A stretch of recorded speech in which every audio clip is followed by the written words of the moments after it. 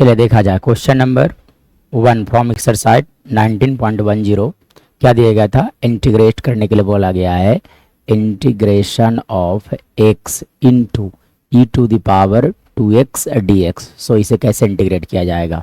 तो देखिए यहाँ पर जो आप देख रहे हैं एक एल्जेब्रिक फंक्शन है, x इज एल्जेब्रिक फंक्शन और e के power 2x this is exponential function.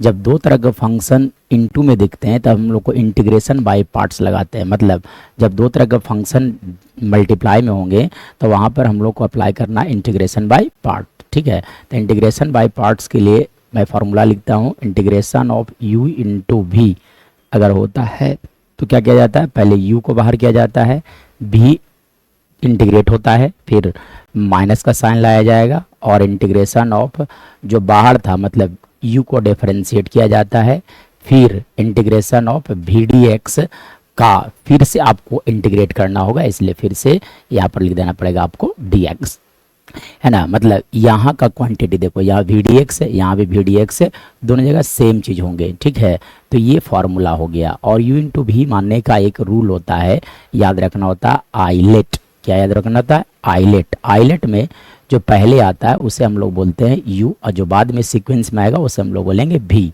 I for inverse, L for logarithmic, A for algebraic, T for trigonometric, E for exponential.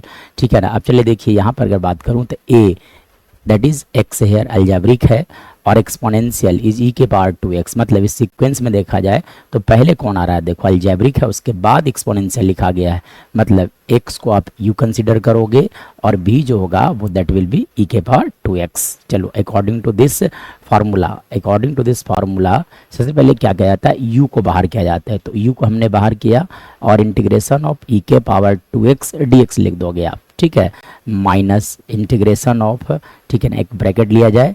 अब u को डिफरेंशिएट मतलब जो बाहर था उसे आप क्या करोगे x के रिस्पेक्ट में डिफरेंशिएट किया जाएगा। फिर इंटीग्रेशन ऑफ v dx मतलब e के पावर लिख दोगे आप यहाँ से 2x dx bracket close dx लिखा जाएगा। चलिए next, x as it is रह जाएंगे। अब देखो e के पावर 2x अगर मैं बात करूं तो e के पावर x का इंटीग्रेशन लिखा जाता है e के पावर x प्लस c लिखा जाता है। लेकिन अगर यहाँ पर लिखा जाता e के पावर 2x तो कब, जब x का dc, यहाँ पर x देखो क्या लिखा गया 2x मतलब 2 से मल्टीप्लाई 2 से डिवाइड हो जाएंगे। ओवरऑल मैं बात करूँ तो इसका इंटीग्रेशन लिखा जाएगा e के पावर 2x बाय 2। सो यहाँ से e के पावर 2x का इंटीग्रेशन आप लिख सकते हो e के पावर 2x बाई 2 माइनस, अब x का डिफरेंशिएशन x के रिस्पेक्ट में 1 हो जाएंगे, लिखने से कोई फायदा नहीं है, e के पावर 2x बाई 2, ठीक है ना, इंटू dx लिखे जाएंगे। चलिए अब फिर से देखा जाए तो x e के power 2x by 2 as it is रहने दिया जाए। ठीक है, चलिए आप यहाँ से आप देखो तो फिर से वो 1/2 कांस्टेंट है, 1/2 को बाहर किया जाता है इंटीग्रेशन से और यहाँ से देखो यानी कि के पावर 2x का इंटीग्रेशन। तब फिर से क्या करोगे आप 2 से डिवाइड मतलब 2 से मल्टीप्लाई और डिवाइड मतलब e के पावर 2x बाई 2, है ना, माइनस लिखा जा सकता है 1/4 इंटू e के पावर 2x प्लस c लिखा जाएगा।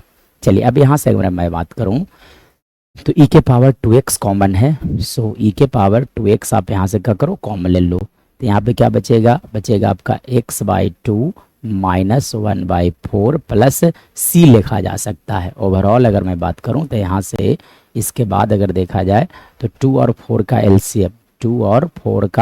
एलसीएम देखा जाए तो 2 और 4 का एलसीएम हो जाएंगे 4, इसलिए आप लिख दो यहाँ के e के पावर 2x, है ना, इंटू एलसीएम लिया जाए 4, तो 4 जब आप एलसीएम लोगे तो अब लिखाएगा 2x माइनस 1 प्लस c। मतलब ओवरऑल बात किया जाएगा तो लिखा जा सकता है e के power 2x into 2x minus 1 by लिख दोगे आप 4 plus c। This is our right answer.